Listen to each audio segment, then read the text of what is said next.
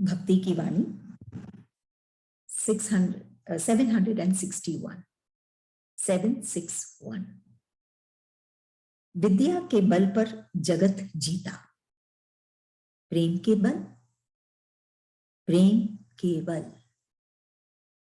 केवल प्रेम, प्रेम के बल भगवान पाया।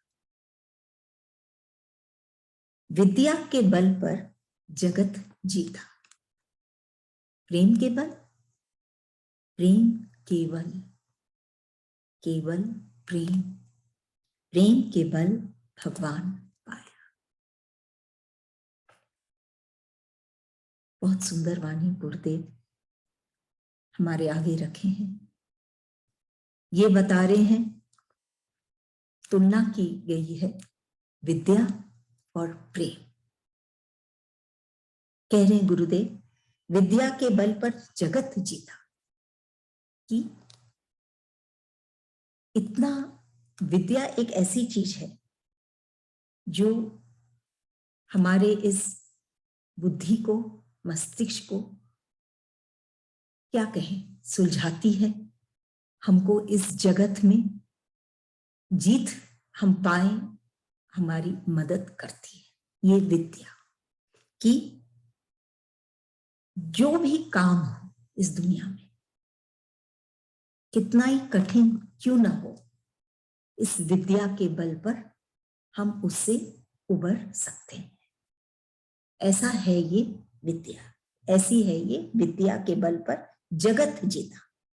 और प्रेम के बल, विद्या बाहर की चीज, प्रेम भीतर की चीज। विद्या हम अर्जित करते हैं बाहर से, और प्रेम उमड़ता है भीतर से। यहीं पे अंतर आ गया। और दोनों का अंजाम, जो विद्या है उससे हम जगत को जीत सकते हैं, और जो प्रेम भीतर से जो बह रहा है, प्रेम के बल, प्रेम केवल। जब ऐसी स्थिति हो जहां सिर्फ और सिर्फ प्रेम, कोई उलझन नहीं और कोई बात नहीं, कोई सोच नहीं अलग, सिर्फ प्रेम, केवल प्रेम, प्रेम ही केवल है, केवल प्रेम ही है, और कुछ है नहीं, होना नहीं चाहिए भीतर। प्रेम केवल प्रेम है, तो इसके बल पर क्या होता है? प्रेम के बल पर, जैसे इसमें गुरुदेव कहते हैं, प्रेम के बल भगवान पाया। जो सबसे दूर है, या हम कह सकते हैं सबसे समीप है, करीब है हमारे, ईश्वर भगवान, हम उनको पाएं, यही लक्ष्य है एक मनुष्य की, एक भक्त की खास करके, कि वो उस ईश्वर को, भगवान को पाए। क्योंकि ईश्वर, भगवान ही प्रेम है, भगवान ही आनंद है। वो भक्त यही चाहता है। विद्या के बल पर वो जगत में राज कर सकता है, ऊंची पदवी, पोजीशन, सब कुछ कमा सकता है, लेकिन भीतर में उसके फिर भी अभाव, पूर्णता नहीं। वो पूर्णता तो सिर्फ प्रेम के बल पर मिलता है। वो उलझनों में उलझता नहीं। लोग धोखा देना छोड़ते नहीं संसार में, जगत में, लेकिन ऐसा हम क्यों बने कि हम प्रेम करना छोड़ दें? जब धोखा देने वाले धोखा नहीं देते हैं, तो हम प्यार करना, प्रेम करना क्यों छोड़ देते? ये चीज को वो जीते नहीं, छोड़ते नहीं, इस प्रेम को। और इस प्रेम के बल पर वो भगवान को ही पा लेते हैं। भगवान जिसने ये जगत को रचा, जगत तो जीत लिया जिस जो जो विद्या के बल पर, लेकिन भगवान को ही पाया जो प्रेम से ओत प्रोत है, ईश्वर के प्रेम से ओत प्रोत है। स्वतः ही ये सारा जगत ईश्वर में हो जाता है उसके लिए, और जीवन ही खिलने लग जाता है। जैसे हम देखते हैं, बहुत इंटरेस्टिंग है कि बारिश में फूल खिलते हैं। हल्की हल्की बारिश जब होती है तो हम देखते हैं दूसरे दिन बहुत फूल खिलते हैं, लेकिन तूफान में फूल नहीं खिलते। उधर में भी जल है, लेकिन तूफान है, उसमें फूल नहीं खिलते। इससे हम क्या सीखते हैं कि हम अपने शब्दों में जोर दें, जो हम कह रहे हैं उसमें ताकत हो, न कि हम जोर से कहें। वो जरूरी कि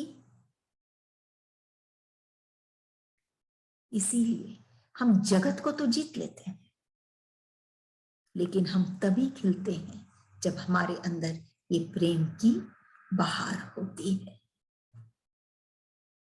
ये महकता हुआ प्रेम ही वो भक्त को सजाता है। बाहर में तूफान भी हो, धन की और चीजों की, लेकिन जब तक ये प्रेम नहीं हो उसके हृदय में, तब तक वो आनंद नहीं पाता, भगवान को नहीं पाता, और प्रेम के बल पर वो भगवान को भी पा लेता है। ऐसा क्यों होता है कि जैसे जैसे हम मंजिल की ओर जाते हैं तो मंजिल हमारे करीब होनी चाहिए, लेकिन जैसे जैसे हम और मंजिल की ओर जाते हैं हम क्या देखते हैं? मंजिल और दूर दूर होने लग जाती है। ऐसा क्यों?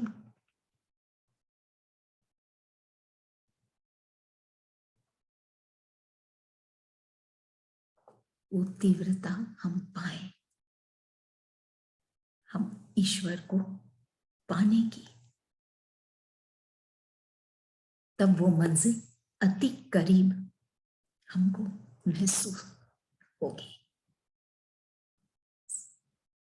नेक्स्ट वाणी 762। कुछ को देता, कुछ को तरसाता, ये क्या खेल? उत्तर था, कुछ ही लोग जानते हैं। कुछ को देता, कुछ को तरसाता, ये क्या खेल? उत्तर था, कुछ ही लोग जानते हैं। पूछा गया है प्रभु से कि किसी किसी को बहुत मिलता है और किसी किसी को कुछ नहीं। ऐसा क्यों? क्या भगवान भी पक्षपात करते हैं? किसी को देते हैं, किसी को नहीं देते? उत्तर था, कुछ ही लोग जानते हैं। वास्तव में भगवान सबके लिए समान है, क्योंकि लोग ये देने की जो विधि है ये सिर्फ बाहरी चीजों से उसका मोल करते हैं या मूल्यांकन करते हैं, इसीलिए उनको खबर नहीं कि एक्चुअली जिसको जो चाहिए वो ईश्वर स्वतः ही स्वयं ही देते हैं। सिर्फ बाहर की चीजों का, स्थूल धन से हम अगर माप करें तो हम कह सकते हैं उसको ज्यादा मिला, इसको कम मिला, लेकिन जो भीतर की बात को जानते हैं, जो ईश्वर को जानते हैं, जो भीतर की बात है। बाहर का धन नहीं, भीतर की बात है। वो ईश्वर को जो देते हैं, ईश्वर जो ईश्वर से जुड़ते हैं भीतर से, वही जानते हैं कि ईश्वर हर एक को देते हैं जो उसकी आवश्यकता है, चाहे वो बाहर का धन हो, चाहे वो भीतर का धन। वो बैठ के जाने, तभी कहते हैं कुछ ही लोग जानते हैं। वही भक्त जानता है जो ईश्वर को जानता है, जो ईश्वर से मिला है, जो ईश्वर से मिलना चाहता है। वो तीव्रता है, वही ये चीज को महसूस करता है कि ईश्वर सब कोई को देते हैं जो उनकी जरूरत है। ये बात कभी नहीं उठती उसके मन में कि किसी को दिया, किसी को नहीं दिया। वो स्थूल की बातें हो सकती है, लेकिन इससे कहीं ऊंचा है ये परम धन जो भीतर में वो ईश्वर हर एक को देता है जो उसके करीब, उनके करीब आता है। वो सब कोई, हर एक भक्त, हर एक बच्चा वो धन को पाता है। और वो धन ये स्थूल के धन से कहीं ज्यादा मूल्यवान, या हम कह सकते हैं अनमोल है।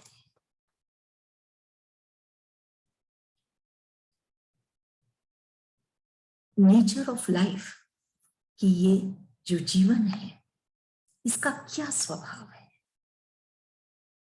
ये प्रकृति, इस सब का क्या स्वभाव है कि ये एक्सपैंड करे और बढ़े, 1 से 2, 2 से 3, ऐसे बढ़ते जाए, एक्सपैंड करे। लेकिन जब हम अपने आप को रिस्ट्रेन कर लेते हैं, संकुचित कर लेते हैं, तब हम वो ईश्वर का प्यार नहीं पाते।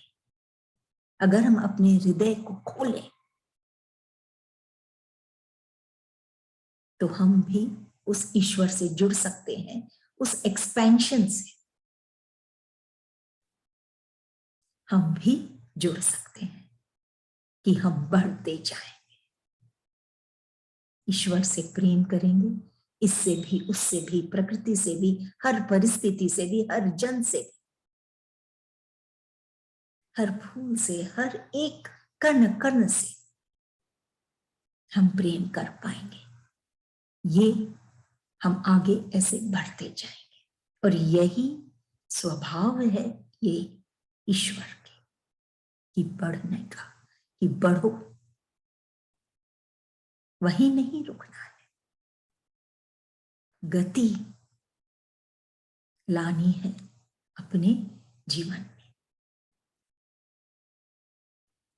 सिर्फ हृदय में ईश्वर को बसा के, तभी हम उनका प्रेम पाएंगे, और हम तभी जानेंगे ये जो फर्क हम ला रहे हैं कि उसको मिलता है, उसको नहीं देते हैं, ये सब चीजों से हम उठेंगे। क्योंकि वो तो पा लिए एक, लेकिन वो तो फिर भी सीमित पाए, 10 भी पाए तो भी सीमित पाए। लेकिन जो ये अंदर का प्रेम, ईश्वर का प्रेम जो पाता है, वो असीम बन जाता है। वो, उसके अंदर गति बढ़ती ही रहती है, लेकिन ऐसी गति नहीं जिसमें व्याकुलता नहीं, ऐसी गति जिसमें व्याकुलता है कि वो ईश्वर से और हर एक कण में, ईश्वर के हर एक रूप में जुड़ता है, क्योंकि वो ईश्वर के स्वरूप से ही जुड़ गया है। इसलिए जिस भी रूप में वो ईश्वर अभिव्यक्त है, उसमें भी वो उस ईश्वर से जुड़ जाता है। नहीं तो गति ही है, लेकिन जब तक उसमें व्याकुलता नहीं, तब तक स्थिति नहीं बनेगी, क्योंकि गति में ही स्थिति है। जब तक ये गति नहीं होगी, गति में तीव्रता नहीं होगी, तब तक ये स्थिति आनंद की, ईश्वर में समा जाने की स्थिति नहीं बनेगी। समाना ही समा बनना है, कि जब हम समा जाते हैं तभी समा बनती है, भीतर ही नहीं। भीतर कैसे समा बनती है? वो शांति, वो सुकून हम महसूस करते हैं, वो मंद मंद मुस्कुराना हर वक्त महसूस करते हैं, और भीतर ही नहीं बाहर में भी वो समा बन जाता है आनंद का। तो यही है, गुरुदेव कह रहे हैं, कुछ को देता कुछ को तरसाता, ये क्या खेल है? उत्तर था, कुछ ही लोग जानते हैं, जो जान जाते हैं। कुछ ही लोग कौन? जो भक्त हैं ईश्वर के, वही जानते हैं ये रहस्य को, कि ऐसा नहीं कि वो किसी को ज्यादा देते हैं, किसी को कम देते हैं, क्योंकि वो ईश्वर को जानते हैं। तभी वो उनको ये समझ है कि ईश्वर सबको एक जैसा ही देते हैं। ये स्थूल धन कमती बेसी हो सकता है, लेकिन भीतरी बात, क्योंकि ईश्वर भी भीतर में ही है, वो धन वो सबको देते हैं जो उनके समक्ष आता है, जो उनसे मिलना चाहता है। हर एक को जो चीज की आवश्यकता है वो ईश्वर देते हैं।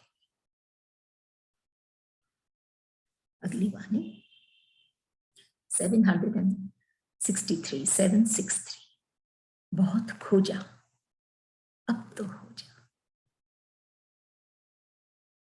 क्या कह रहे हैं गुरुदेव? बहुत खोजा अब तो हो जा।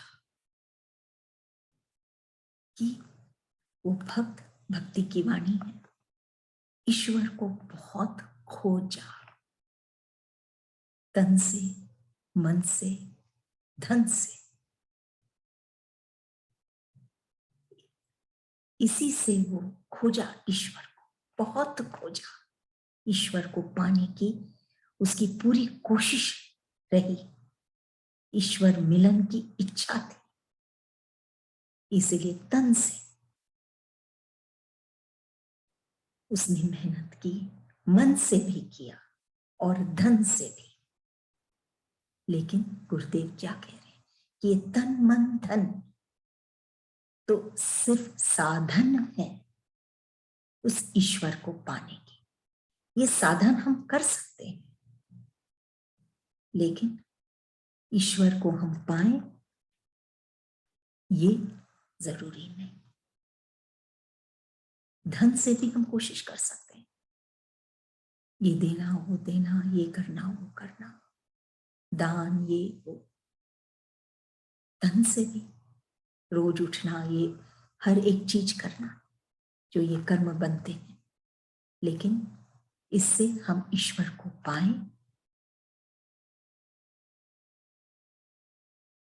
ये जरूरी नहीं। तो फिर क्या कहते हैं गुरुदेव? अब तो हो जा।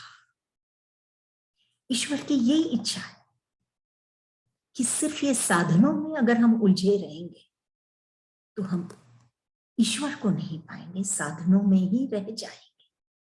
तो क्या कहते हैं? अब तो हो जा, कि ईश्वर को प्रधान बना के, न कि उनको साधन, ये सब साधनों को प्रधान बना के अगर हम आगे चले तो हम ईश्वर के हो जाएंगे। जब वो भक्त के मन में ये बात आती है कि मुझे ईश्वर से मिलना है, मुझे ईश्वर की ही शरण चाहिए, ईश्वर का ही होना चाहता है, जब ये व्याकुलता आती है, न कि साधनों में उलझता है, बल्कि ईश्वर को पाना चाहता है, सिर्फ अब तो हो जा, तब जाके ईश्वर उसका हो जाता है।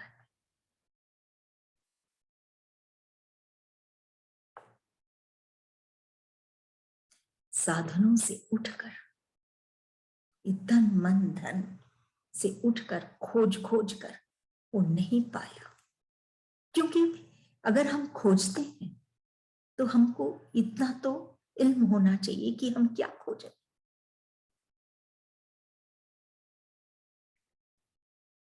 इसीलिए उसका हो जाते हैं, उसका, क्योंकि खोजने की आवश्यकता नहीं, वो ऑलरेडी है हमारे भीतर, हमारे भीतर ही नहीं, कण कण में, बाहर भी। लेकिन अगर भीतर में हम उनको पा जाते हैं, कहाँ? हमारे इस हृदय में, इस सागर में। जैसे कहा जाता है कि अगर मोती चाहिए तो सागर की लंबाई नहीं, सागर की गहराई को मापा जाता है।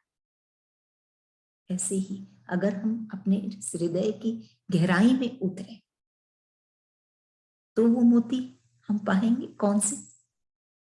वो आनंद के, ईश्वर के, ईश्वर का स्वरूप में हम अपने इस स्वरूप को मिलाएंगे। आत्मा और परमात्मा, जब हम एक हो जाएंगे उसके साथ, फिर खोजना क्या? बाहर हम खोजते जाते हैं तन मन धन से, और गुरुदेव क्या कह रहे हैं कि तुमको खोजना नहीं है, तुमको सिर्फ हो जाना है। अपने भीतर ऑलरेडी है वो, कोई खोजने की आवश्यकता नहीं, सिर्फ इस हृदय की गहराई में डूबना है, उसका हो जाना है।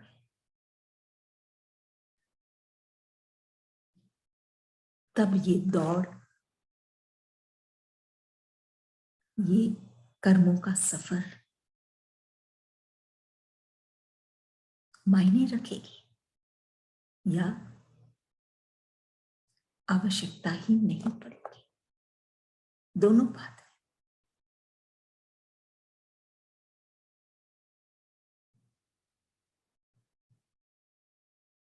इसीलिए बहुत खोजा अब तो हो जा, कि बाहर खोजना नहीं है, अपने भीतर ही उसका हो जाना है। यही भक्ति है, ये कर्म, ये साधन, ये भक्ति है। लेकिन फिर भी कोरी, वो लक्ष्य, वो ईश्वर प्रभु को हम पाएंगे सिर्फ उसके हो जाने से। इसीलिए हम ये साधन कर रहे हैं कि हम प्रभु को पाए, लेकिन हम पाते नहीं। हम कितना कुछ कर लेते हैं फिर भी नहीं पाते, अकेले ही रह जाते हैं। लेकिन जब हम भीतर में, बाहर न खोज के, भीतर में जब हम अपने हृदय में हम जब समा जाते हैं, तब हम उनके हो जाते हैं। तब सब कुछ जीवन में सार्थक हो जाता है। नेक्स्ट वन 764 काया में छाया, माया में छाया, दिल में समाया, फिर भी देर, कैसे सह हो। काया में छाया, माया में छाया, दिल में समाया, फिर भी देर, कैसा सहनीय हो। कि काया में छाया, कि सुना है कि इस काया में भी वो छाया हुआ है। हमारे अंग अंग में, चाहे हमारे आंख हो, कान हो, हाथ हो, पैर हो, पांव, हर एक अंग में वो छाया हुआ है ईश्वर प्रभु। काया में छाया, सुना है और क्या कहते हैं, माया में छाया, जो बाहर की दुनिया है, ये माया वाली, इसमें भी वो छाया है। हम सिर्फ फूल को देखते हैं, उसके भीतर में बैठे उस प्रभु से नहीं जुड़ते, वो सत्य से नहीं देख नहीं पाते। वो तो छाया है उसमें भी, उस फूल में भी, उस पत्ते में भी, कण कण में भी, प्रकृति की सब जगह वो छाया हुआ है। इस काया में छाया है, इस माया में छाया है, मतलब इस तन में, बाहर की दुनिया में, संसार में भी वो ही छाया हुआ है। ऐसा सुना है, दिल में समाया है कि सिर्फ ये काया में नहीं, इसके भीतर में ये जो दिल धड़कता है, इसमें भी वो ही समाया है। ये भी सुने कि इसमें वो ही, अगर वो नहीं होता तो ये दिल नहीं धड़कता। ये सब हम जानते हैं, सुनते हैं कि इस दिल में भी वही समाया। फिर भी समझ में नहीं आता वो कहाँ है। फिर भी देर, इतने करीब है हमारे, हर जगह वो छाया हुआ है, फिर भी देर, उससे हम मिल नहीं पाते। देर है, दूर है, फिर है, भ्रमित है हम, उससे नहीं मिल पाते, फिर भी देर। तो ये कैसे सहा जाए? ऐसे भक्त की बात है जो सिर्फ ईश्वर है ये जानकर संतुष्ट नहीं, वो ईश्वर का अनुभव करना चाहता है, उससे मिलना चाहता है।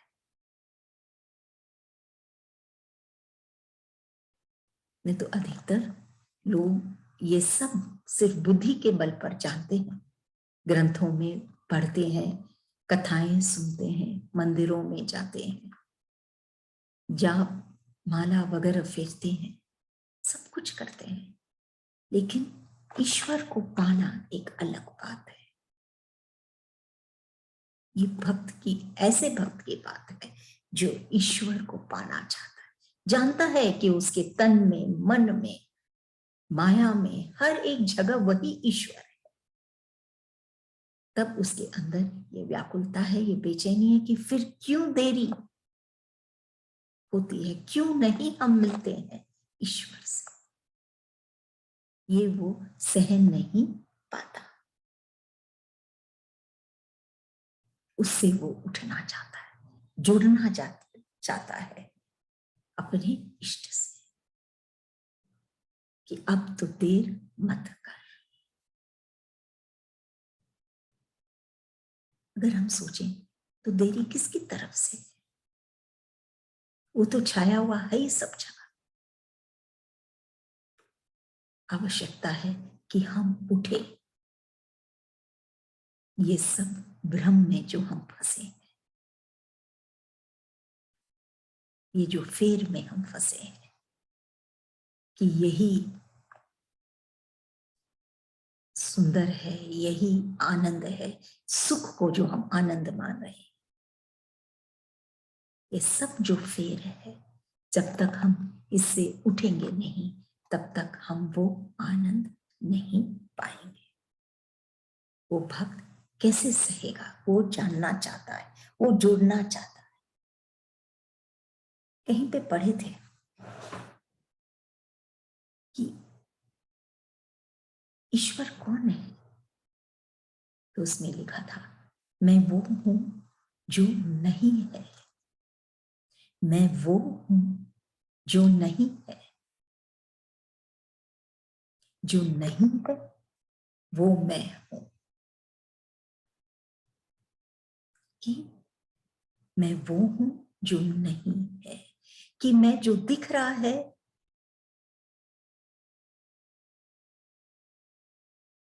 ये स्थूल आंखों से, या स्तन से जो महसूस हो रहा है वो मैं नहीं, उससे कहीं गहरा वो इष्ट है। सिर्फ दिख रहा है वो ईश्वर नहीं। मैं वो हूं जो नहीं है। जो नहीं है वो मैं। ऐसा तत्व है ईश्वर। जो नहीं है वो मैं। कि जो दिख रहा है इसके अलावा, इसके परे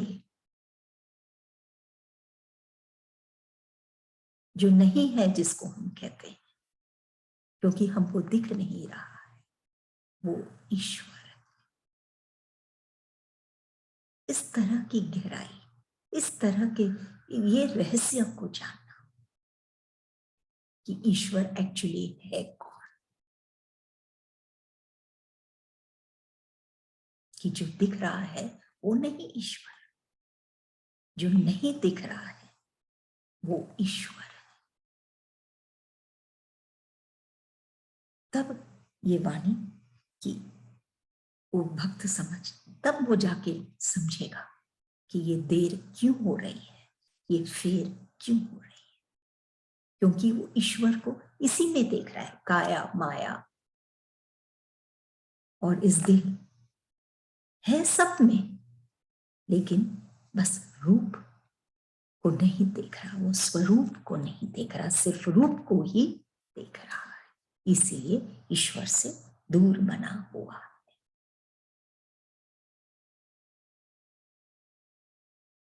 हम किसको ग्रेट कहते हैं कि वो बहुत धनवान है, वो जिसके पास बहुत कुछ है, गुरुदेव कहते हैं नहीं, जो नॉट उसके पास कितना है बल्कि वो कितना देता है। भगवान के पास तो बहुत कुछ है, लेकिन उससे कहीं ज्यादा वो देता है प्रेम, जो मूल है इस संसार का। बिना प्रेम, विधि का विधान है, बिना प्रेम संसार ही नहीं। ईश्वर का स्वरूप ही नहीं।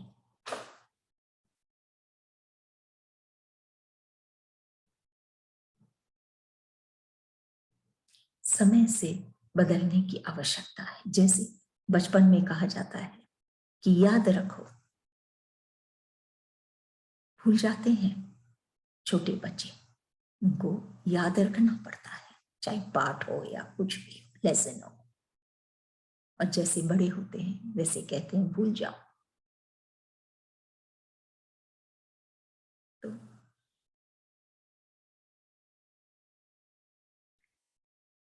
याद रखना इस बुद्धि का एक बहुत, क्या कहें, उत्तम भाग है कि मेमोरी तीव्र है, लेकिन भूल जाना उससे भी अच्छा लक्षण है। अगर हमारे में गति लाना है तो हर चीज समय के हिसाब से बदलता है, परिवर्तित हो रहा है, और वो भक्त उसी को ईश्वर मान बैठा है, उस सत्य से नहीं जुड़ता, इसीलिए वो फेर है, वो ईश्वर दूर है, उसकी अभिव्यक्ति से जुड़ गया है। जिस दिन वो उससे जुड़ेगा जो नहीं होकर भी है, उस दिन उसको सहने की आवश्यकता नहीं होगी, वो ईश्वर के साथ एक हो जाए।